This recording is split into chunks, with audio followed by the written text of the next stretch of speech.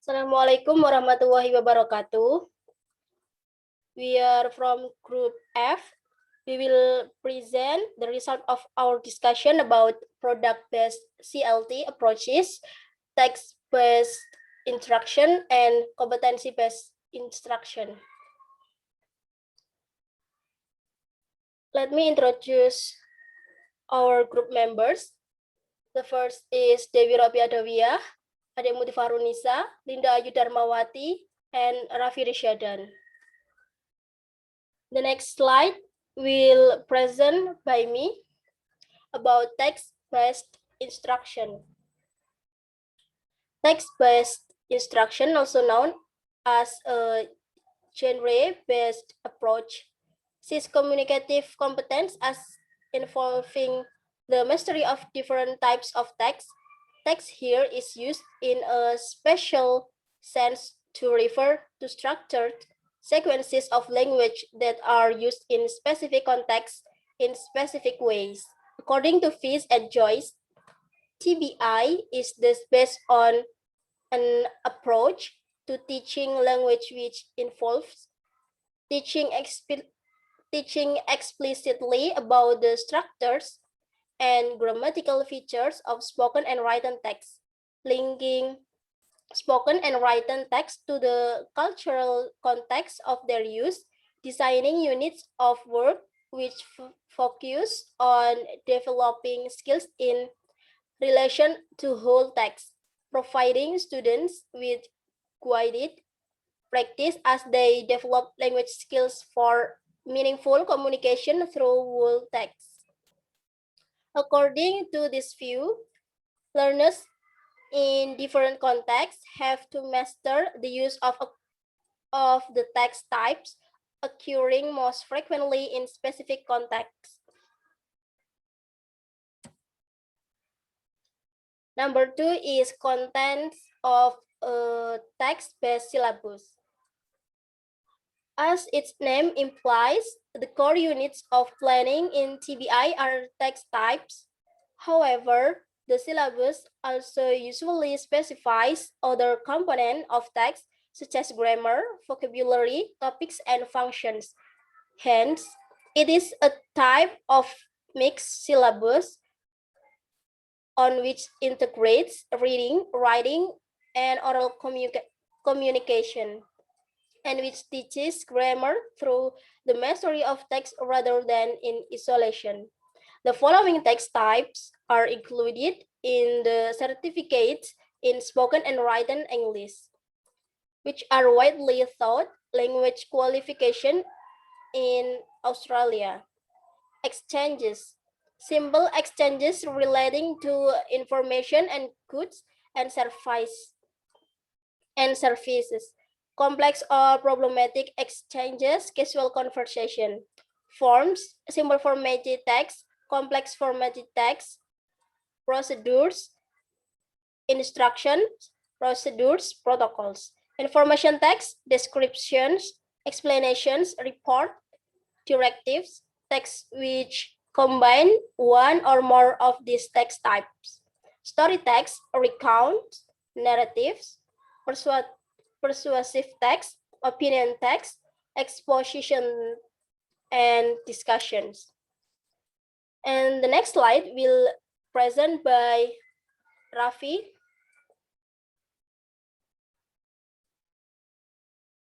Text-based approach has been adopted in Singapore and formed the framework for the 2002 syllabus for primary and secondary schools. In the Singapore context, the text type that are identified can be understood as forming the communicative building blocks Singapore children need in order to perform in an English medium school setting. The text type in the syllabus are procedure, for example, procedure used in carrying out a task. Explanation, for example, explaining how and why things happen. Exposition, for example, reviews, argument, and debates. Factual recounts, for example, magazine article, personal recount, for example, anecdote, diary, and biography, and information report, for example, facts sheet, and narrative, and conversation and short, for example, dialogue, and functional text, email, and notice.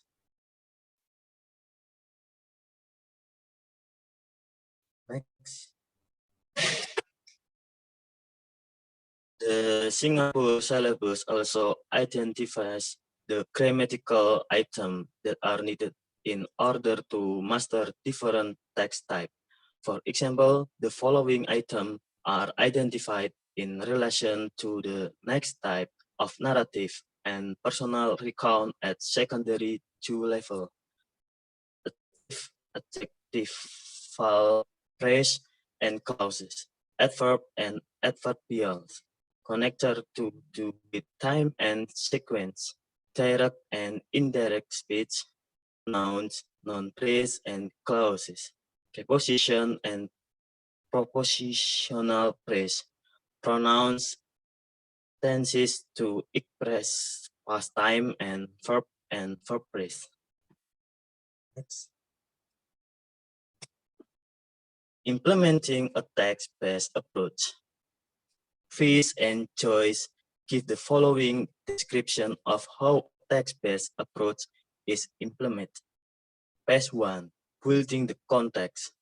In this stage, students are introduced to the social content of an authentic model of the text type being studied, explore features of the general cultural context in which the text type is used and the social purposes the text type achieve. Explore the immediate context of situation by investigating the register of model text which has been selected on the basis of the course objective and learner need. Next.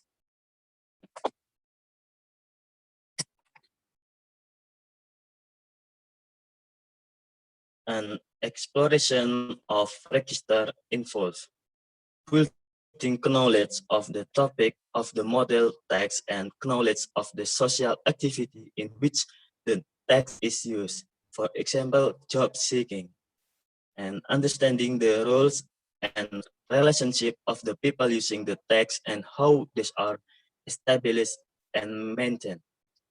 For example, the relationship between a job seeker and a prospective employee, and understanding the channel of communication being used, for example, using the telephone, speaking face-to-face with members of an interview panel.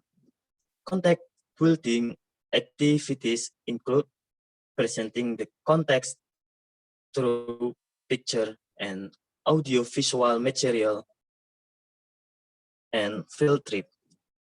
Establishing the social purpose through discussion or survey. Cross-cultural activities such as comparing differences in the use of the text in two cultures, comparing the model text with other texts of the same or contrasting type. For example, comparing a job interview with a complex spoken exchange involving close friend, a work colleague, or a stranger in service encounter. And phase 2, modeling and deconstructing the text. Next.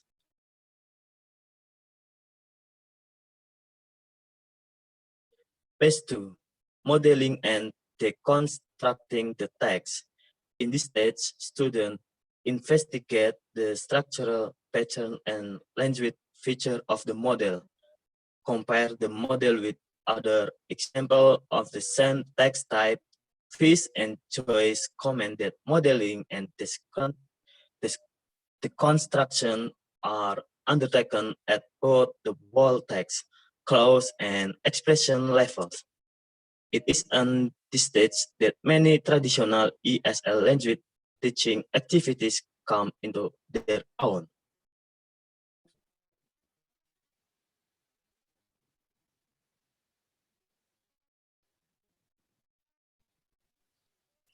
Next slide will present by Dewi. All right. On the next slide, it's about page 3 and joint constructions of the text. In the stage, students begin to contribute to the constructions of whole example of the text type. The teacher gradually reduced the contribution to text constructions as the students move closer to being able to control text type independently. In these joint constructions activities include teacher questioning, discussing, and editing whole class constructions, and then skeleton text, jigsaw, and information cap activities, and then small group constructions of tasks, dictogloss, dictogloss, and then self-assessment and peer assessment activities. Next slide. In this phase 4, independent constructions of text. In this stage, students work independently with the text. Learner performance are used for achievement assessment. Independent construction activities include learning tasks such as performing a task, sequencing pictures, numbering, and so on. And then listening and speaking tasks like role plays, simulated or authentic dialogues. And then speaking tasks, for example, spoken presentation to class and the others. And the next is reading task. For example, response to written material such as performing a task, sequencing picture, numbering, and so on. And the last is writing task, which demand the student draft and present whole text. Next, on the page 5, linking to related text. In this stage, students investigate how what they have learned in this teaching or learning cycle can be related to other texts in the same or similar context. In the future or past cycle of teaching and learning. And the activities related to this approach include comparing the use of the text type across different fields, and then researching other text type used in the same field, and then role playing what happens if the same text type is used by people with different roles and relationships, and then comparing spoken and written modes of the same text type. And the last is researching how a key language feature used in the text type is used in other text type. And next, and the problem implementing a text-based approach.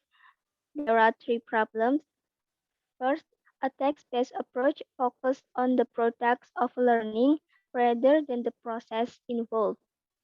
Second, an emphasis on individual creativity and personal expression is missing. And the third, that there is a danger that the approach becomes repetitive and boring over time since the five-phase cycle described above is applied to teaching of core skills. Next,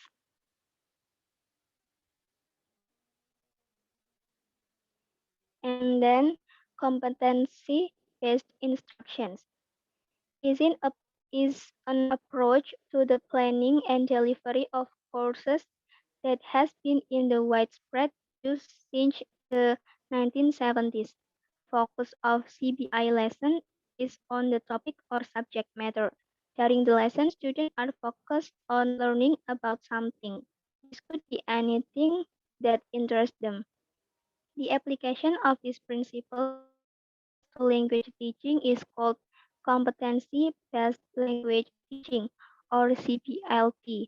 It seeks to teach students the basic skills they need in order to prepare them for situations they commonly encounter in everyday life. There are two things to note about competency-based instruction. First, it seeks to build more accountability into education by describing what a course of instruction to accomplish. Second, it shifts attention away from methodology or classroom process to learning outcomes.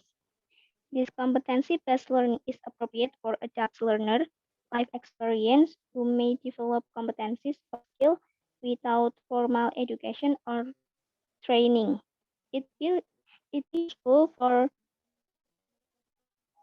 people who already work or seeking work.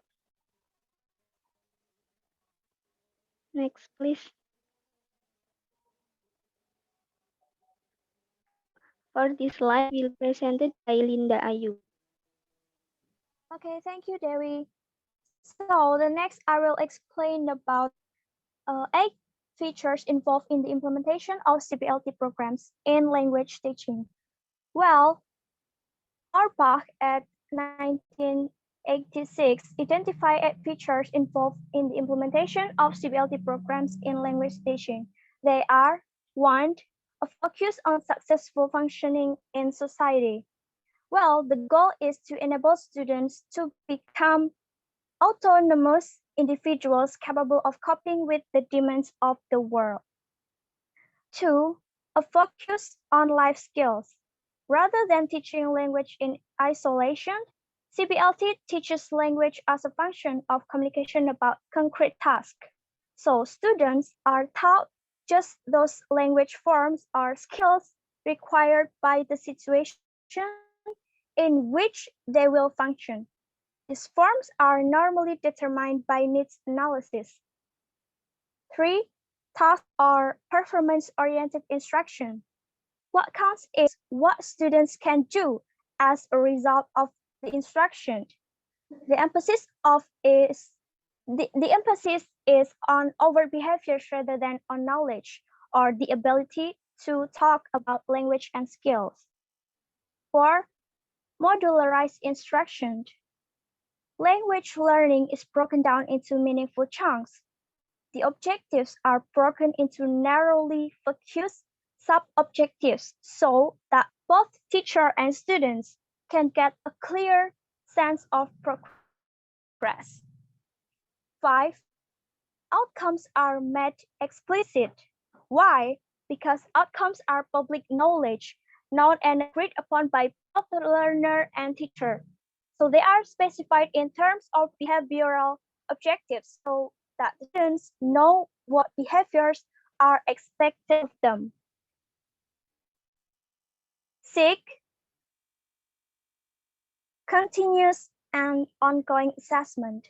So students are pre-tested to determine what skills they lack and post-test after instruction on that skill. If they don't achieve the desired level of mastery, they continue to work on the objectives and are retested. 7. Demonstrated mastery of performance objectives. Rather than the traditional paper and pencil test, assessment is based on the ability to demonstrate specific behaviors. And the last is individualism. Student-centered instruction. In content, level, and pace, objectives are defined in terms of individual needs. Prior learning and achievement are taken into account in developing curricula. So the instruction is not time-based. Students progress at their own rates and concentrate on just those areas in which they lack competence. Next, please.